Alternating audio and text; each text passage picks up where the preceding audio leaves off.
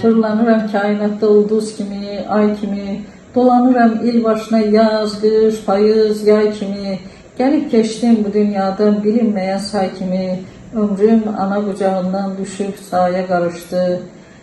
Geden gitti, iten itti, ümit geri kalmadı, şeytan şere kulluk etti, insan geri kalmadı, dünya şere meydan verdi, daha seyri kalmadı. Sevincimiz qara giydi, toylar baya karıştı. Bu dünyanın sərhəddini aşağı gelmişəm. Giyib insan libasını bir savaşa gelmişəm. Şeytanlarla döyüşərək mən bu yaşa gelmişəm. Bütün ömrüm, bütün günüm bu davaya karıştı. Haqdan gelen bir nur idim, haq yolda gedirəm. Bu dünyadan yolum düştü, kesip sona gedirəm. Ölüm ömür sərhəddidir, başka yerine gedirəm. Başım yaman, haqdan gelen haqqa saya karıştı. Hər kəsin daşıdığı ad çox vaxt onun mahiyyətindən soraq verir. Təbrizə Pünhan.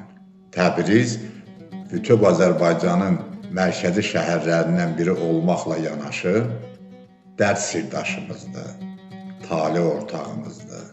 Azərbaycan ünvanla ayrılan yollar çox vaxt sevgimizin, həsrət yuxularımızın şəhəri olan Təbrizdə çarpazlaşır. Təbrizənin adı şimallı cənublu Azərbaycanın ortaq taleyini özündə yaşadan bir məkanı bizimlə doğmalaşdırır. Təbriz həsrətini öz gözləri qarşısında görüb hiss eləmək üçün bu adı doğmaları qoyub qız balasına, duyğularının mərhəmliyinə, pünhanlığına sahib çıxmaq üçün Pünhan ləqəbini özünə yarlıq edir. Əlbəttə, daxili duyğular, hisslər pünhanlıq sevir.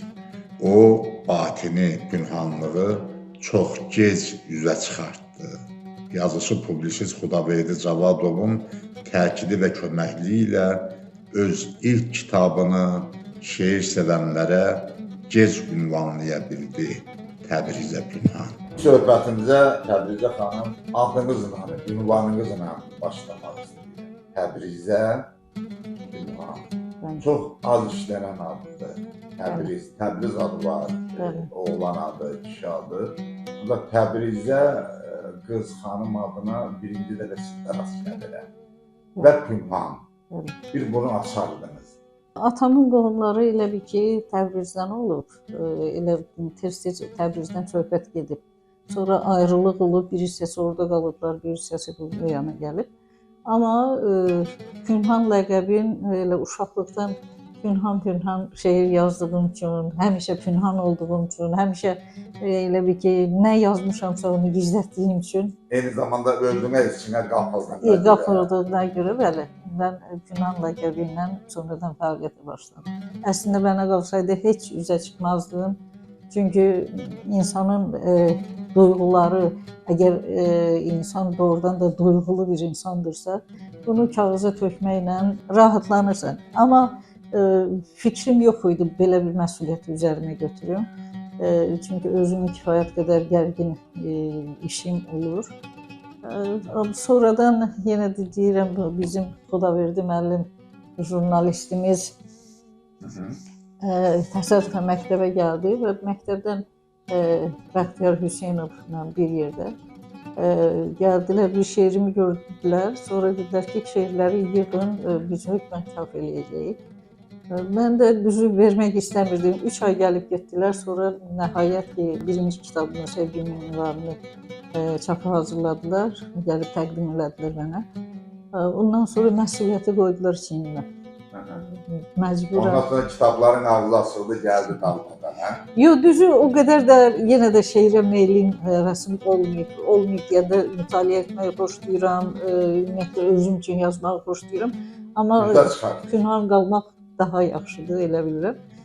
Belə sonradan Məhməd Musa Ələkbərli ilə tanış oldum Yazıçılar Birliği'ndə. O da yenə də dedi, sən təkcə şeirləri göndər, mən burada çap eləyərəm. Mən də kompüter vasitəsilə göndərirdim. O da orada çap eləyib göndərirdi mənə. Qarşıma həmişə yaxşı insanlar çıxır. Gördünüz yaxşısınız. Təbrizə Çox xanım. sağ olun. Şairin yaradıcılığı yurda məhəbbət, saf sevgi duyğuları, təbiətə vurğunluqla doludur. İlkin və təkrarsız hisslərin poetik tərənnümü, vətən və vətəndaşlıq yanğısı şeirlərinin başlıca mövzusudur. İnanırıq ki, yaradıcılığı və pedaqoji fəaliyyəti rəğbətlə qarşılanacaq Təbrizə Pünhanı.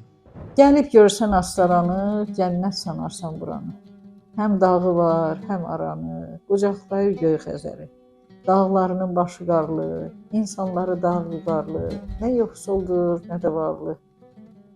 Dinətidir alın təri, isti suyu can dərmanı. Dirildir hər xəstə canı.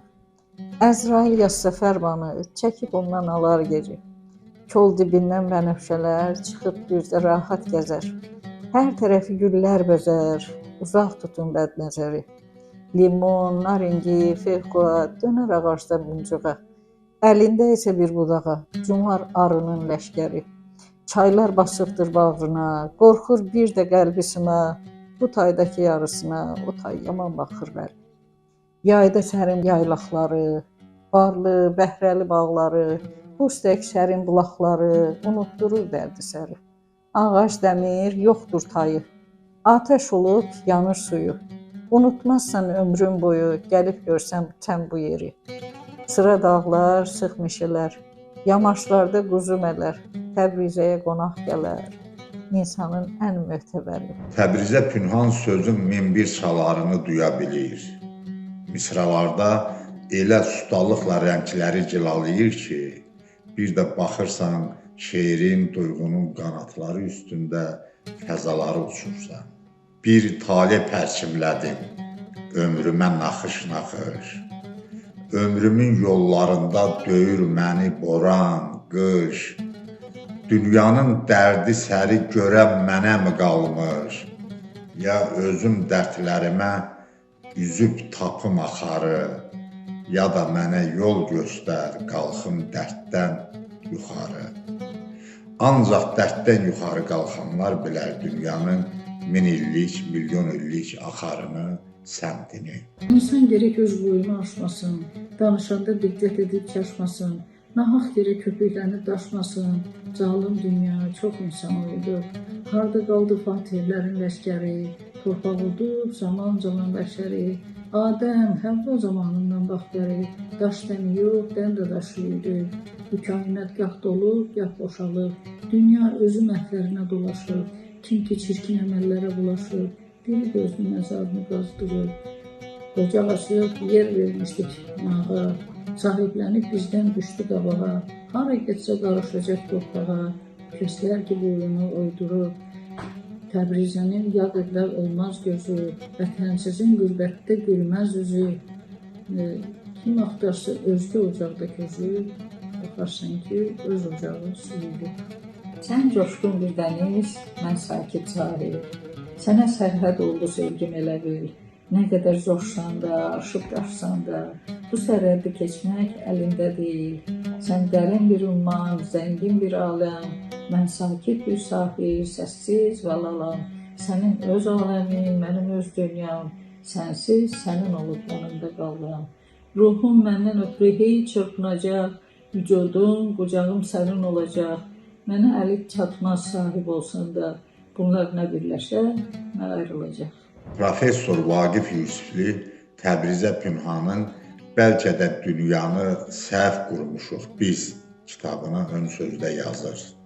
Məni Astaranı sevdirən mərhum şair Əhəd Muxtar olub. Onunla Astaranın kəndlərini gəzmişik. Anasının mübarək üzünü görmüşəm. Hansı kənddəsə bir bulaq vardı, bu bulağın suyundan od çıxırdı. O bulağı həmişə anıram. Təbrizə Pünhanın şeirlərini oxuyanda o odlu bulağı xatırladım nədənsə. Şairlik də içərisi odla, atəşlə dolu bulaqlar deyilmi? Təbrizə Pünhanla çəkilişdən qabaq söhbətdə Əhəd Muxtarın harada bastırıldığını soruşdum. O da təəssübkeşliklə şairin kəndisi Hikmət müəllimdən maraqlandı. Hikmət müəllim söylədi ki, Kakalosda dəfn olunur, öz doğma kəndində. Hikmət müəllim Kakalosluyuq sizin doğma kəndinizdə, qəbristanlıqdayıq. Yəni hamımızın son mənzili olan bir məkanda. Burada şair Əhəd Muxtar uyuyor. Əlbəttə bu kəndin adıdır, ünvanıdır, güruhudur Əhəd Muxtar. Bu mənada elə sizin gözəl astaradaydık, dedik bir Əhəd Muxtarın da ruhunu yad eləyək, Lentin yaddaşına alaq və onun haqqında bilənlərdən müsahibə götürək. Əhəd Muxtarı necə tanıyırdınız, kəndlə münasibəti, gəliş gedişi necə idi və bir şair kimi kənddə nüfuzu. Buyurun, zəhmət olmasın. Allah Əhəd Muxtarı rəhmət eləsin. Əhəd Muxtar çox gözəl insan idi. Bu kəndə gələndə biz hamımız yığışardıq onun başına. Demək, bacısı gilə gələrdi, bu bacısıdır, Şükvə xanım. Allah rəhmət eləsin. Onlar da əsasən yığışardı. Özünün də evi tikmişdilər. Amma əsasən ora yığışardı, biz də ora gələrdik onun yanına. Gözəl insan idi. İndi siz dediniz ki 61 yaşında rəhmətə gedib. Biz indi qocalmışıq, 68 yaşımız var. Aha. Belə gətirəndə o vaxt biz deyirdik ki yaşlıdır. Amma görürük ki biz... Cavan imiş. Cavan imiş. İndi onun yazdığı şeirlər var, kitablar var. Mən şeirləri əzbər bilmirəm. Təbii, tərcümələr var. Amma tərcümələri var, kitabları var. Mənim rəhmətli əmim Nəriman müəllimlə çox yaxın olub. Əmim studiya idi, Kəlbəcərdə də studiya işləyirdi. Orada gəlib gedirdi. Araları çox yaxşı idi, bir kətdən idilər də. Lap gözəl. İndi o da yoxdur, o da Allah rəhmət eləsin. Əhəd Muxtar da yoxdur. Allah hamısına rəhmət eləsin. Yəni bizim o tarixdir də qalıb. Əlbəttə. Yəni bir tarixçi kimi mən cavab verə bilmərəm. Amma yada saldıq. Bir el oğlu kimi. Sizə də Allah can sağlığı versin ki, gəlmişsiniz. Siz də savab iş görmüşsünüz. Allah köməyiniz olsun, borcumuzdur. Gələm adamının yeri həmişə yuxarıdır təbii. Yad eləmək də həm bizim borcumuzdur, həm də el oğullarının, onu sevənlərin, onun şeirlərinə diqqət ayıranların. Allah rəhmət eləsin Əhəd Muxtara. Sizə də can sağlığı ki, harasa gedirdiniz, baş işdən ayrılıb, bələdçilik elədiniz. Bələdçilik eləyəndə mənə dedilər, Təbrizə xanım zəng elədi. Sağ olsun. Dedim baş üstə, gəldim, gözləyirdiniz. Allah köməyiniz olsun, var olun. İnsanın ən vacib keyfiyyətlərindən biri xeyirxahlıq və ürək genişliyidir. Öz işini kənara qoyub, astaranı mərkəzdə təmsil edən bir şairi yada salmaq doğrudan şərəfli işdir. Elə ona görə Təbrizə Pünhandır. Başqasını önə çəkir, özünü pünhan saxlayır. Bu süjeti ürəklə Təbrizə Pünhana həsr elədiyimiz verilişdə yayımlayırıq. Çünki zər qədrini zərgər bilər. Bir də bizdən ayrı düşənlərə borcumuzdur bu ehtiram. Bu da insanın bir vacib cəhətidir. İndi məhz bu çatmır insanlarda əziz dost. Hərə közü öz qabağına çəkir. Başqasını yada salan nədənsə azalır.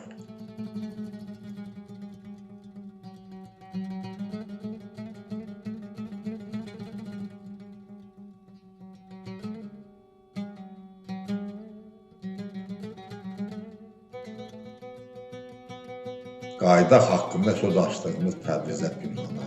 Şeirləri səmimidir şairin, öz duyğularıdır. Hər misrada öz yanaşması var. Adilikdə qeyri-adiliyi, görünən nəsnələrdə görünməyən mənaları üzə çıxarır Təbrizə Pünhan. Səninlə yollarda çox yorulmuşuq. Ay mənim abırlı, həyalı könlüm. Çox sözə köz kimi biz qovrulmuşuq. Dünyaya sığmayan bəlalı könlüm. Danışsaq dərdimiz çıxacaq üzə. Qorxuram nadanlar tez dudaq üzə. Qatmışıq gecəni gündüzümüzə. Yorulmaq bilməyən havalı könlüm. Hər zaman dərdimə olmusan ortaq, çox fikri niyyət etmisən dostlar. İçində div yatan 40-cı otaq, nə zaman açılar qapalı könlüm. Ağlıma gələnlər başına gəlir, başıma atılan turşuna gəlir, içinə axan yaş yasına gəlir, həmişə qovğalı, davalı könlüm. Tufanlar içində tənha gəmisən, ölümlə çarpışan özün kimisən. Sevinci özündən əsirgəmisən, qəmi bol, sevinci bahalı könlüm. Mənim əsərim məktəbin uşaqlarıdır. Əgər mən məktəb uşağını ortaya qoya bilmirəmsə, o da bir əsərdir. Hər insan bir kitabdır.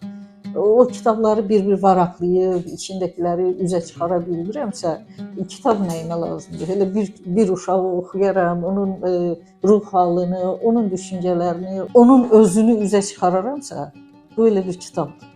Elə bilirəm, bir uşağın həyatında xırda toxunuşları varsa, bu mənim üçün hər şeydir.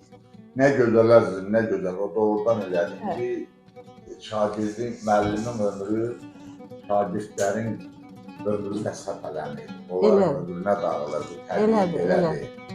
Ancaq əgər yazmaq istedadı varsa, yazı kolu varsa, kəlimi bölmədən duyğular varsa, o kağıza köçürülürsə, təbii ki, oxucuya ünvanlanmalıdır, oxucunun xəbəri olmalıdır. Çünki bunlar artıq mənəvi sərvət, millətin mənəvi sərvəti, haqqıqla sövqat eləmək olar oxucuya. Şagird ömrü, müəllim ömrü necə tənzimləyirsin, söz ömrü. Vaxtını o şagirdlərə sərf eləmək mənim üçün də xoşdur. Çünki hər bir uşağı nüfuz edə bilirəm. Hər bir uşağın daxili aləminə rahatlıqla nüfuz edə bilirəm. Artıq uşaqları o qədər də yaxından tanıyıram ki, kim nəyə qadirdir, onu uşağa bir dəfə baxmaqla onu psixologiya bələd olubsunuz. Bəli, bəlkə də bu təcrübədir. Çətin uşağımız yoxdur. Çətin tərbiyə olunan uşağımız yoxdur. Hər il istər ölkə daxili, istər ölkə xaricində çoxlu sayda uşaqlarımız ali məktəblərə daxil olur. Bu elə böyük fəxarətdir. Harada uşaqlarımızı göndəririk, həmin uşaqlar elə bir ki, ayrı bir mənəviyyatla gedir. Orada dərhal öz yerini tapır, xüsusi yeri olur həmin müəssisədə. Bu da böyük fəxarətdir ki, mənim uşaqlarım bütün kollektivlərdə seçilir. Yəni bizim şagirdlərimiz. Bizim məktəbimizin şagirdləri bütün hansı kollektivə düşməyindən asılı olmayaraq bütün kollektivlərdə seçilir. Bu, burada məktəbdə yüklənən o üzvü mənəviyyatdır ki, o həmin mənəviyyatı götürür. Baxmayın, uşağın formalaşması 22 il çəkir. 22 ilə hələ beyin tam funksiyası ilə fəaliyyət göstərmir. Amma nə deyiriksə, onun neyronlarına yazılır. Yazıldığı üçün o gedəndən sonra beyin tam funksiyası ilə fəaliyyət göstərəndən sonra həmin kollektivdə onu xatırlayır. O şuur altına yatır təbii ki. Təbrizdə Pünhan gözəl bir pedaqoqdur. Xarici Dillər Universitetinin İngilis, Fransız dili şöbəsini bitirib. 20 ildən çoxdur ki, Kişəvə qəsəbəsində tam orta məktəbin direktoru işləyir. Gənclərin hər tərəfli tərbiyəsində əlindən gələni əsirgəmir. Məktəb işindən, şagirdlərin təlim tərbiyəsindən danışdıqca, sanki canlı bir pedaqoq göz önündə pillə-pillə ucalırdı. Bütün gücümü uşaqların mütaliəsində sərf etmək istəyirəm. Çünki mütaliə edən uşaq səhv eləməz. Yaxşını, pisi. Dünya görüşü əlbəttə formalanır. Yaxşını, pisi ayıra bilir. O səhvlərin qarşısında aciz qalmaz. Bilər ki, hansı vəziyyətdə, hansı formada. Düzdür, bəşər şaşar deyirlər, amma yenə də uşaq əgər diktə olunubsa, şuur altına yatıbsa, o uşaq gələcəkdə heç vaxt səhv eləmir. İkincisi, uşaq əgər biliyə meyillidirsə, artıq hərəkəti təbii ki, yoxdur. Məktəbimizdə elə uşaqlar var ki, onlar gələndə mən yan çəkilirəm ki, keçsinlər. Yəni, o dərəcədə hörmətlə yanaşıram uşaqlara. Yəni, mənə görə, mənim düşüncəmə görə hər bir uşaq bir sərvətdir. Hər bir uşağa xüsusi diqqət, qayğı göstərilməlidir. Ola bilsin ki, məsələn, biri kol dibinə düşsün, inkişaf eləyə bilməsin. Biri məsələn günəşin altında normal mühitə düşsün və o çox inkişaf eləsin. Amma uşaqların hamısı eynidir. Uşaqların hər biri sərvətdir. Sadəcə üzərində işləmək, o nicelikləri görmək, uşağı dəyərləndirmək, yönləndirmək böyük hünər istəyir. Bu da təkcə bizim özümüzdən asılı olan işlər deyil. Çünki uşağın burada ailə tərkibi, ailə vəziyyəti, sosial durumu, valideynin uşağa münasibəti və mənim bir devizimdə var, valideyn hər zaman haqlıdır. Niyə haqlıdır? Çünki valideyn nəyin doğru, nəyin yanlış olduğunu bilmir. Valideyni də biz yönləndirməliyik, uşağı da biz yönləndirməliyik. O pedaqoq deyil, o psixologiyanı bilmir. Ona görə biz onları da idarə etməliyik, yönəltməliyik. Çox sərbəst yanaşmadır. Doğrudan müəllim kimi o qədər sərbəst danışırsınız ki, adamın içində qüvvə yaranır ki, keşkə bütün müəllimlərimiz belə olar. Əlbəttə gələcək nəsildir, gələcək şagirdlərindir, uşaqlarındır. Onların dünya görüşünün normal olması, ağıllı, savadlı cəmiyyətə ötürülməsi çox böyük bir hadisədir. Çox böyük. Və təbiidir ki, o şagirdlərin formalaşmasında özünüz alizanablıq eləyib deməsəniz də, sizin kitabların, sizin şeirlərin, sizin yazıların rolu böyükdür. Məsələn, Pəncəli ilə bağlı, şəhid, Qəhrəman Pəncəli ilə bağlı yazdığınız poema şübhəsiz ki, gənclərin, şagirdlərin formalaşmasında çox böyük rol oldu. Eləcə də ayrı-ayrı kitabımızdakı ayrı-ayrı şeirlərin hər birinin özünün təsir gücü var şagirdlərə. Elədir.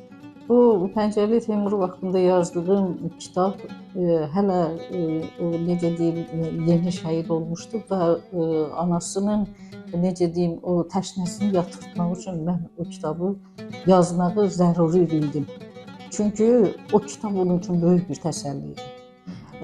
Vahimə xanıma baxırsınız, elə bil ki, o özü də bir qəhrəman, elə belə yetişmir, o özü də bir qəhrəmandır. Yəqin ki, onu tanıyırsınız. Onun ilk gündə onun televiziyaya verdiyi reportaj, onun yanaşması, yanaşma tərzi. Bəli. Onun həqiqətən də o özü bir qəhrəman idi ki, oğul da o cür cəngəvar yetişə bilir. Elə o cür anadan o cür qəhrəman olur. Bəli, qəhrəman təsadüfən yetişmir. Qəhrəman mühitdə yetişir. Ümumiyyətlə, heç nə təsadüfi deyil. Bəli, heç nə təsadüfi deyil. Çox sağ olsunlar ki, ona prezidentimizdən Allah razı olsun, Milli Qəhrəman adını verdilər. Bu da bölgəmiz üçün, ölkəmiz üçün çox böyük fəxarət idi ki, belə bir qəhrəman öz həqiqi yerini tapdı. Ana üçün də böyük təsəllidir əlbəttə. Ana üçün övladın şərəflənməyi, hörmətə minməyi çox önəmli şeydir. Artıq bunu izləyir və onun qürurunla yaşayır. Bəli. Mən kollektivi hər ildə bir dəfə onun ad günü olanda kollektivi yığıb gedirik ora. Həmin dövrdə bu kitabı apardıq, orada mütaliə elədik, orada müzakirə elədik. Ana üçün bilirsiniz, bu gözəl bir hədiyyə idi. Ondan böyük təsəlli tapdı, həqiqətən də. Sizin də qələminizə sağlıq ki, onu yazmısınız, nəzmə çəkmişsiniz. Yəni, hər bir yazıda müəllifin ürəyinin odu olur, közü olur. O belə duygusuz olsun, yəqin ki, yazılan əsər elə bir rəğbət qazanmaz. Bu cümlədən bütün əsərlər, elə adi bir şeir də rəhmətli Pəncəli, Qəhrəman Pəncəli ilə bağlı poemada, eləcə də başqa yazılar, hamısı ürək olmadan yazılır. Və bu da oxunanda hiss olur. Oxucu onu oxuyan kimi hiss olunur, elə bir ki, maqnit kimi çəkir oradan. Elə o doğmalıq oradan yaranır. İstedadlı şair Musa Rəhbərli bizi bağışla Allah'ın kitabına ön sözdə yazır. Şair olan kəsi bir şeiri, bir bəndi, elə bir beyti, bir misrası ilə də tanımaq olur. Qısa tanışlıqdan sonra bir şeirini oxudum. şeirin övqatı məni tutdu. Elə ilk misralarından onun bir ruh adamı olduğunun şahidi oldum. Sənə sığındığım gündən həyat mənə qənim oldu. Güc aldım sənin gücündən, sənin gücün mənim oldu. Və təkcə Pəncəli ilə bağlı poemanı demirəm, bütün şeirlərimizin, bütün yaradıcılığımızın hər bir incəliyində vətən var, yurt var, gözəl Astaranın gözəlliyi var, insan psixologiyasına nüfuz eləmək var. Allah rəhmət eləsin, Musa Ələkbərli çox gözəl insan idi. Mən deyərdim ki, bu adam mələk idi. Çox gözəl insan idi. Bax, bu kitablardan mən heç vaxt kitabın dalınca getməmişəm. Mən bircə dəfə onu gördüm, Yazıçılar Birliyində. Ondan sonra orada Məlahət xanım bizi tanış elədi. Sonra isə kitabları sadəcə internet vasitəsilə ona göndərdim və o da hazır kitab şəklində mənə qaytardı. Sonra yoldaşım gedib götürürdü orada. Yəni, onun qədər təmiz, gözəl insan gördüm. Həqiqətən də. Allah rəhmət eləsin. Onun şeirləri də çox gözəldir. Onun bəlkə sevgi şeirləri çox gözəldir, çox gözəl. Kitablarını da mənə vermişdi və hər bayramda məni qabaqlayıb təbrik edirdi. Hər bayram. Hər bayramda təbrik edirdi. Axırıncı dəfədə mən xəstə idim, səsim batmışdı tamamilə. Məclisdə idim özdə, zəng elədi, yenə də təbrik elədi. Nə dediyini başa düşmədim. Bəlkə də vidalaşmaq istəyirdi, bəlkə də ölüm qabağı. Ölüm qabağı, bəlkə də vidalaşmaq istəyirdi, bəlkə də xəstə olacağını deyəcəkdi, bilmirəm, amma mən onu yaxşı eşitmədim. Dedim, Musa müəllim, sizi yaxşı eşitmirəm, mən sonra zəng eləyərəm. Sonra 2-3 gün səsim çıxmırdı, səsim batmışdı. Mən ona geri dönüş eləyə bilmədim, sonra da bilirsiniz, iş, gərgin iş. Ailə qayğıları, iş adamı yorur, nəyisə xatırlayır. Mən ona geri dönüş eləyə bilmirəm, heç özümü bağışlaya bilmirəm. Allah rəhmət eləsin, təbii ki, mənəvi borçdur da. Bəli. Sonra Vaqif Yusifli ilə bağlı. Vaqif Yusiflini elə tədbirdə tanıdım. Sonra da Vaqif Yusifli indi tez-tez bizim Lənkəran Yazıçılar Birliyinə tez-tez gəlir. Həlqəsi var, masalıdan mı bilirəm? Bəli, tez-tez orada olur. Biz də orada görüşürük. Bu yaxınlarda Şəfəq jurnalının, Lənkəranda çıxan Şəfəq jurnalının 35 illik yubileyini ilə Yazıçılar Birliyində, Dantalar klubunda keçirdik. Vaqif müəllim də oradaydı. Yəni, görüşürük tez-tez onunla. Məni də çox gözəl tanıyır. Mən də. Allah can sağlığı versin. Çox gözəl ədəbiyyatçıdır. Allah gözəl alimimizdir, təbii. Gözəl Müasir ədəbiyyatın təhlilçisidir. Təhlilçisidir, bəli. Təbrizə xanım, Bəli. dediyiniz kimi işiniz çoxdur. Bəli. Maşallah kitablar da durma qatarı kimi 5 kitab. Kitablarım var. Hal-hazırda da bir poema üzərində işləyirəm. Yazıların var. Bəli, yazılar. Kitab olacaq yazılar. Kitab olacaq yazılarım var. Amma nə vaxtım var ona, nə çap eləyən rəhmətli Musa Ələkbərli yoxdur. Amma bir onun dağılma gedib gəlmək təbii ki, problem olacaq, bəli. Amma mən Şərəfəddin Xankişiyev var, bizim elə Dağ kəndindən, Hamuşan kəndindən. O Pəncəlinin izi ilə gedib və o da xüsusi təyinatlı işləyib, hal-hazırda istifadadır. Yəni, onun çox gözəl bir yolu var. Poema şəklində yarıya qədər yazmışam, vaxtım olsa hökmən tamamlayaram. Yəni qısa müddətdə onu da təqdim edərəm. Təkcə onun haqqında yox, xüsusi təyinatlılar 3-4 nəfər var ki, mən onlar haqqında da yazacağam eyni kitaba, eyni poemaya salaram. Elə bunların birgə fəaliyyətini mən işıqlandırıram. Nə gözəl. O vaxtdan elə gələndən gileylənirsiniz vaxtdan oldu. Oradan bunu necə tənzimləyirsiniz? Mən bilirəm ki, şagirdlə məşğul olmaq, dərsə gəlmək, tam hazırlıqlı şagirdlərin etimadını qazanmaq özü bir vaxt aparandır. Bəli. Doğrudan vaxt aparandır. Və plus bu şeirlər, yazılar da ki, həmişə müəllifdən diqqət və naz şeirlər. Bəli, mütləq Hamısı. Aha. beyin sakit olmalıdır ki, sən nəyisə oraya yerləşdirib düşünə biləsən. Mütləq saat hardasa 10-dan 12-yə qədər işləyə bilsəm işləyirəm. Çünki axşam. 10-dan 12-yə qədər işləyə bilsəm işləyirəm. İşte orada çox məsələn beynimdə başqa yük fikirlər olanda heç onu da bilirsiniz ki, şeir tamamilə Həzir də olmalısan hər şeydən. hər şeydən təcrid olmalısan. Narahatçılığın olmamalıdır ki, onu yaza biləsən. Mən həmin vaxtdan istifadə edirəm, başqa vaxtım yoxdur. Və yaxud istirahət günlərində əgər axır uşaqların qayğıları da var, Bakıya getməli oluruq. Təbii, uşaq. Yəni vaxtım olanda 6 bazar günü əgər imkan yaranırsa orada işləyirəm. Günah yığa-yığa çiyinlərimə, artıq neçə ildir yol gəlirəm mən, yüküm çoxaldıqca hopur dərimə, xəcalət donuna bürünür bədən. İşığa aldanan cırtdanlar kimi, aldanıb işıqlı dünyaya gəldim, divlərə aldanan uşaqlar kimi, axırda oyanıb bir çaya gəldim. Allahım, hardadır o qıl körpüsü, mənə yardım et ki, keçim o taya, bu tayda günaha batmaq ürküsü, o tayda cəhənnəm odu ilahi. Məni mələklərin yanına apar, dünyaya gələndə bir mələk idim, ya ötən günlərə geriyə qaytar, insan olduğunu orada tərk edim. Üstünə dağ boyda qar ələnsə də, kiçik təpələrdən dağ ola bilməz.